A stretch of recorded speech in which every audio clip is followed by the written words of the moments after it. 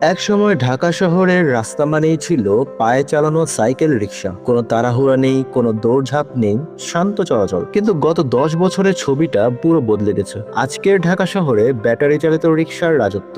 গলি থেকে বড় সড়ক, সব জায়গায় হাজার হাজার ব্যাটারি রিক্সা দাপিয়ে বেড়াচ্ছে। যাত্রীদের জন্য এটি সুবিধাজনক হলেও এই পরিবর্তনের আড়ালে লুকিয়ে আছে ভয়ঙ্কর এক বিপদ: সীসা দূষণ। একটা ব্যাটারি রিক্সায় সাধারণত 4টা করে লিড অ্যাসিড ব্যাটারি থাকে। এই ব্যাটারিগুলো খুব বেশি দিন টেকে না, 6 থেকে 8 মাস পরেই নষ্ট হয়ে যায়। বেশিরভাগ ক্ষেত্রেই সেগুলো ফেলে দেওয়া হয় রাস্তার ধারে, খোলা জায়গায়, ড্রেনে, এমনকি আবর্জনার স্তূপে। কোনো নিয়ম নেই, কোনো সঠিক ব্যবস্থাপনাও নেই। এখন একটু হিসাব করি, শুধু ঢাকাতেই প্রায় 20 লাখ ব্যাটারি রিক্সা চলছে। প্রতিটায় 4টা করে ব্যাটারি ধরলে মোট ব্যাটারি দাঁড়ায় প্রায় 80 লাখ। বছরে অন্তত 2বার ব্যাটারি বদলাতে হয়, মানে বছরে প্রায় 1,60,00,000 ব্যাটারি পরিত্যক্ত হচ্ছে। প্রতিটি ব্যাটারিতে থাকে 10 থেকে 15 কেজি বিষাক্ত সীসা। ভাবুন তো, প্রতি বছর শত শত টন সীসা ঢুকে পড়ছে আমাদের মাটি, পানি আর বাতাসে। এই সীসা কোনো সাধারণ দূষণ নয়। সীসা শরীরে ঢুকলে সহজে বের হয় না। শ্বাসের মাধ্যমে, পানির মাধ্যমে,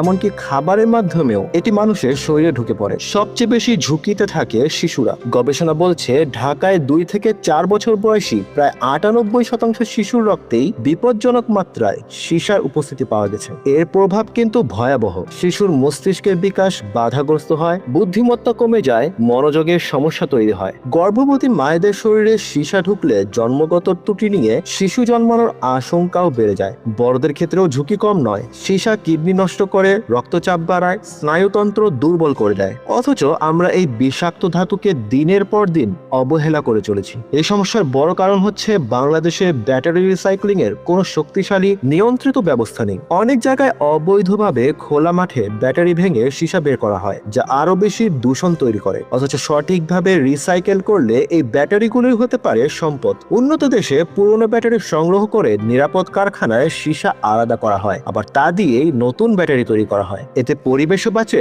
নতুন কর্মসংস্থানও তৈরি হয়। সমাধান আসলে খুব কঠিন কিছু নয়। প্রথমত, পরিত্যক্ত ব্যাটারি যত্রতত্র ফেলা পুরোপুরি বন্ধ করতে হবে। বাধ্যতামূলক রিসাইক্লিং ব্যবস্থা চালু করতে হবে। অনুমোদিত সংগ্রহ কেন্দ্র, আধুনিক রিসাইক্লিং কারখানা এবং কঠোর তদারকি, এই 3টা একসাথে দরকার। একই সঙ্গে ধীরে ধীরে সীসা ব্যাটারির বদলে নিরাপদ লিথিয়াম ব্যাটারি ব্যবহার বাড়াতে হবে। ঢাকা শহরকে বাঁচাতে হলে আমাদের আগে